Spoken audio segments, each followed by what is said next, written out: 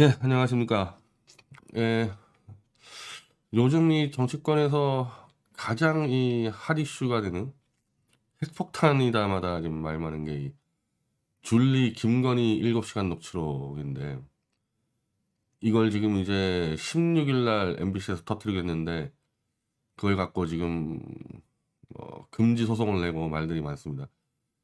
근데 좌익들 같은 경우는 언론부터 시민단체부터 이 좌익의 정치 권력과 원로까지 쫙 하나에 마치 좀 군대처럼 움직이는 그런 훈련이 돼 있는 집단이죠. 그래서 제가 야 저걸 무슨 법원에 끌고 와서 방송 못하도록 막아봐야 아무 의미 없는데 생각드는 게, 이미 이게 작년 8월부터 서울의 소리가 녹취를 시작했으면요, 그때부터 저거 이미 청와대 쪽에 다 들어갔을 겁니다. 저거. 그래서 지금 이 줄리 녹취라는 게 지금 처음 나온 얘기가 아니잖아요. 계속 줄리 녹취 떠든 게, 서울의 소리가 8월 달에 녹취를 시작하면서 이미 다 보고했어요.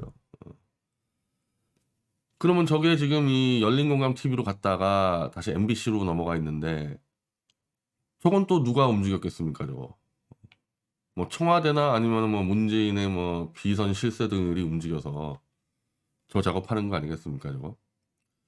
그러니까 지금 저런 이 무기들이 이제 하나하나 지금 꺼내는데, 문재인이가 좀 굉장히 늦게 꺼내가지고 도대체 이 대선판에서 문재인의 진짜 카드가 언제 튀어나올지, 우리가 일반적으로 알고 있는 선거 상식으로 보면은 지금 다 터져 나왔어야 되는데, 이런 걸 지금 굉장히 늦게 터뜨리는 거예요. 예를 들면 김건희 건을 훨씬 더 앞에 터뜨릴 수 있었죠. 마음만 먹었으면. 작년 12월에 이번에 열린공간 TV가 공개한 걸 보니까, 스케줄을 보니까 얼마든지 작년 12월에도 터뜨릴 수 있었거든요. 그걸 한 달을 끌고 이제 이 1월 이제 거의 한 20일 정도에 1월 16일 요때 터뜨린다는 거니까, 우리가 예상한 것보다 문재인 쪽이 카드를 굉장히 늦게 내고 있다는 겁니다. 그 얘기는 반대로 말하면은 문재인이 자신감이 있는 거죠.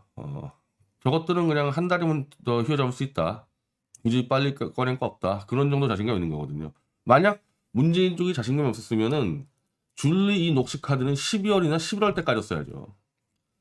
8월 달부터 녹취하고 있는 게 드러났는데, 그리고 녹취가 아마 11월 요때 마무리되고 12월 초에 줄리랑 뭐 만나고 뭐 이런 것 같아요. 그럼 그때 잡아서 깠으면 되는 거 아닙니까?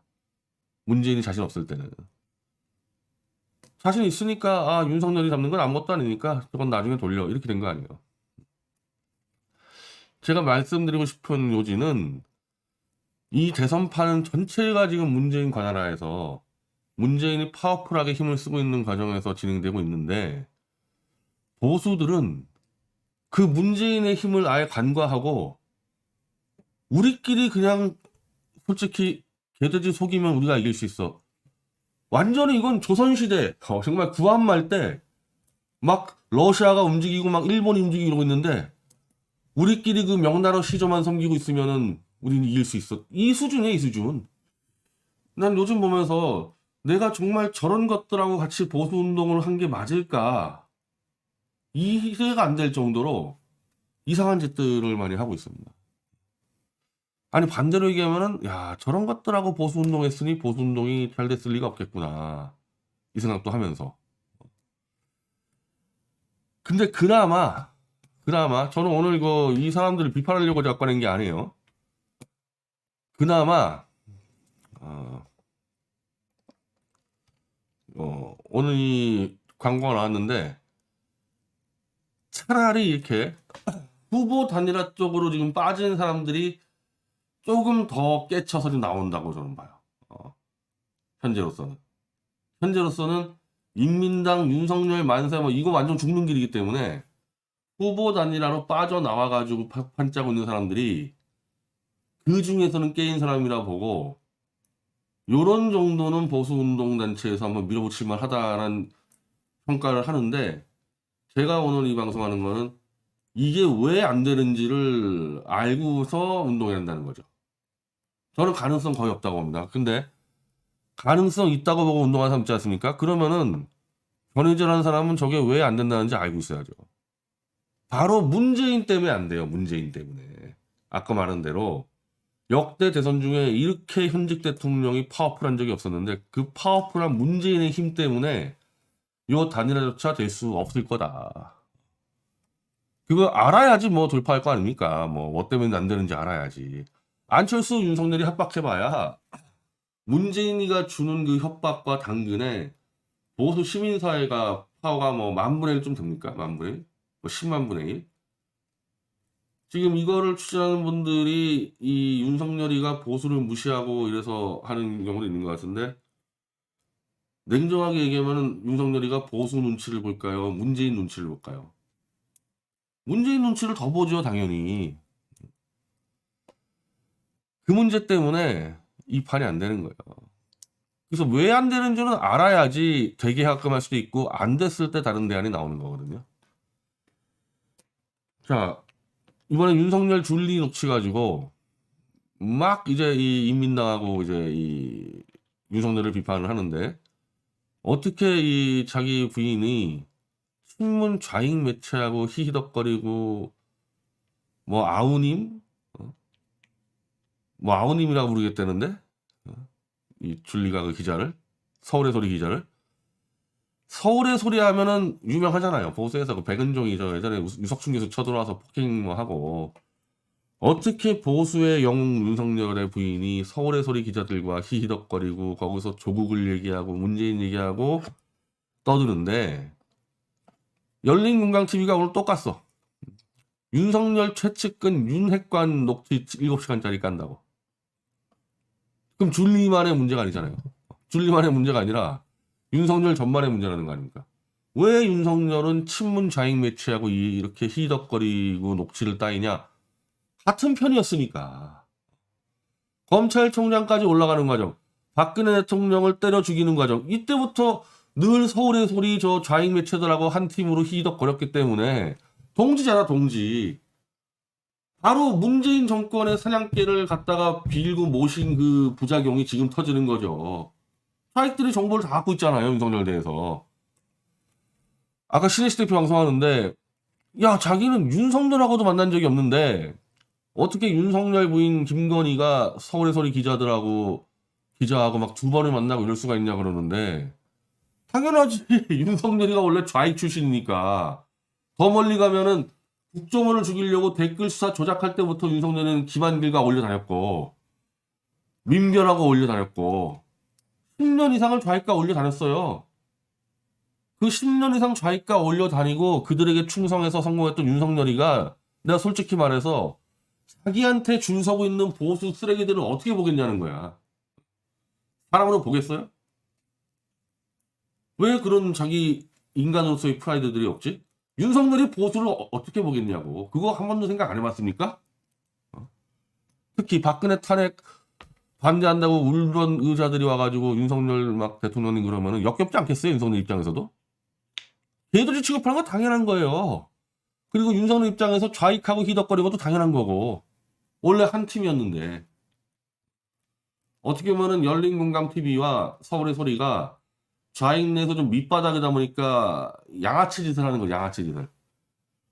아무리 그 취재라 그래도, 예를 들면은 뭐 저도 그런 경우가 있단 말이에요. 기자대 이제 전 제가 기자할 때도 있지만은 기자대 취재원을 만났는데 실제로는 그냥 편한 선후배가 될 수가 있어요. 그럼 이제 취재를 할 때랑 달라지지 얘기들이. 그래가지고 편하게 이게 뭐 술도 먹고 했는데 갑자기 한 1년 뒤에 너랑 있었던 건 녹취 다 깎게. 이게 예전에 김용호 애들이 그 짓 한 거 아닙니까? 김용호 애들이. 원래 그렇게 하면 안 돼요. 그렇게 하면 이제 기자 생명 끝나는 건데 뭐 여기는 좀 뭐 막 나가는 뭐 좌익이어서 그런지 예를 들면 미디어 치만 하더라도 내가 기자들한테 절대 그딴 거 못하게 하죠. 자그 2개가 이제 까져서 뭐 100% 까집니다. 법정에서 저거를 뭐 막을 수도 없고 막아봐야 뭐 막으면 뭐 할 겁니까 저거. 서울의 소리가 까면 되는 거지 뭐. 근데 거기서 이제 중요한 핵심 사안이 이미 다 알려졌어요. 다 알려졌는데 첫 번째 제가 한 10몇 가지가 있는데 그 중에서 지금 제일 위험한 게 윤석열 입장에서는 김건희가 이 무속과 이 무당에 대한 설명을 쫙 했다. 그리고 자기가 그 무속의 대가여서 자기가 윤석열을 다 움직이고 결정하지 윤석열이는 아무것도 모른다. 무속의 힘으로 내가 윤석열을 컨트롤하고 있다. 요거 하나면 끝나는 겁니다. 이거 하나면 그냥 끝나는 거예요. 그리고 두 번째, 첫 번째보다는 약간 덜 위험하지만 이건 뭐 거의 명확한 것 같아요. 이거는 이 찌라시가 여러 개 도는데 이건 공통적으로 들어있는데 자기들이 조국을 친 이유는 문재인과 우리가 원래 같은 좌파인데 문재인이가 조국을 되게 싫어해서 윤석열이가 문재인이 싫어하는 조국을 쳐준 거다. 그래서 문재인과는 우린 아무 문제 없는 함께하는 좌파다. 당연히 그렇게 했겠죠. 왜냐하면 서울의 소리가 친문재인 좌파 라인들이니까 그쪽하고 얘기할 때 우리 문재인하고 사이 안 좋아요 그렇게 얘기했습니까? 당연히 우리는 문재인하고 여전히 이게 작년 8월이니까 작년 8월 작년 8월부터 11월까지 인터뷰인데 우리는 여전히 문재인과 사이가 좋다. 그리고 그거는 맞는 말이겠죠. 맞는 말이죠. 당연히. 제가 몇 번 그러지 않았습니까? 윤석열이가 조국을 친 거는 문재인의 허락 그거 받고 쳤다고. 그걸 김건희 입으로 터뜨리는 거죠. 그 세 번째는 정권 잡으면은 김건희한테 찍힌 기자들 다 감옥 보내버렸다. 그거. 근데 그건 뭐 대단치 않은데 이제 야, 저 정말 천박한 여자구나 이런 거 정도만 인정되는 거고 제일 위험한 거 첫 번째 무속, 두 번째 조국. 그 정도면은 윤석열이는 파란한 잘라진다고 봐야 되는 거죠. 근데 뭐 또 그것밖에 없겠습니까? 또 있겠죠, 또 있겠죠. 아니 윤석열 이 녹취에 나오는 게 아니라 윤석열 치는 거 뭐 또 있겠죠. 이 도이치모터스 주가 조작부터 해가지고 지금 이 검찰 수사가 조용하고 있는데 그런 상태에서 결국 이제 이 이재명 처리 문제, 윤석열 처리 문제는 거의 다 이제 확인되는 것 같은데 이재명 처리 문제만 남아 있는 거죠. 이재명 처리 문제. 이재명을 정말 갈아칠 건가 안 갈아칠 건가. 근데 이렇게 윤석열이의 팔을 잘라버리면은 이재명을 갈아치는데 점점 더 부담이 적어지는 건 맞습니다. 문재인 입장에서.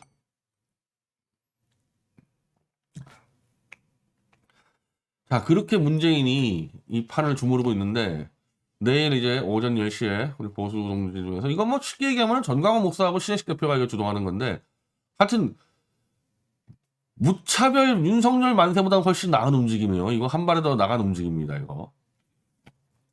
후보 단일화를 위한 정당 시민단체 연석회의. 미친 자에게 운전대를 맡길 수 없다.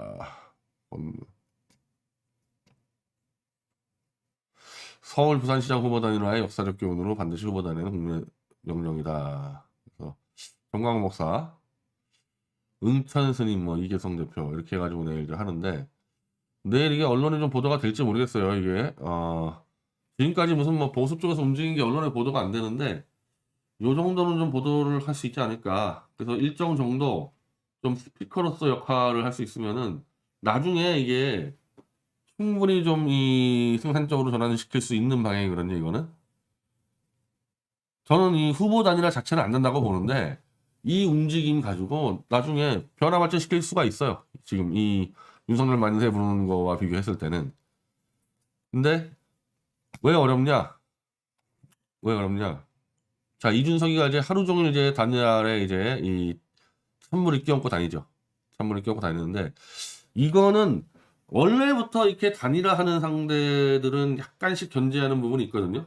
서로 단일화하게 되면은 올라서야 되니까. 근데 이준석처럼 저렇게 완전 판을 깨는 수준의 저런 발언하는 경우는 거의 없어요. 같이 가는 이 한 배를 탄 식구라는 것을 인정하는 하에서 자기 우위를 주장해야 되는데 이준석은 적을 섬멸하는 수준의 언어를 막 퍼붓어요. 안철수한테. 사실은 이것만 가지고도 단일화는 불가능한 거죠. 윤석열이 이준석을 내치지 않는 한 이것만 가지고도 안 해버리면 되는 거예요. 그리고 안철수라는 사람의 이 독특한 조건이 있는데 안철수는 이 한국의 그 바이러스 기업의 오너고 희한하게 저 기업이 기술력은 부족한데 국제시장의 경쟁력은 아예 없는데 또 외국에서 또 한국으로 이렇게 치고 들어오질 않아가지고 안랩의 기업이 굉장히 안정적으로 갔죠. 안철수가 이렇게 정치로 들어와서 특히나 안철수는 권력을 잡은 적이 없어요.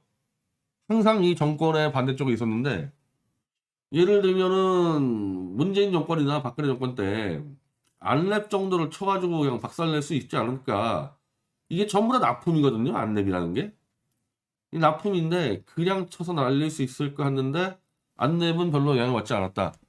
물론 문재인과 박근혜 대통령이 뭐 그 정도로 안철수를 싫어하지 않았을 수도 있는데 저 같았으면 하나 스타트업 기업 하나 몇 개 잡아가지고 확 키우면서 한번 그냥 이 바이러스 시장 한번 교체해볼 만한데 그래서 그냥 그대로 가고 있어요. 안철수 안랩이.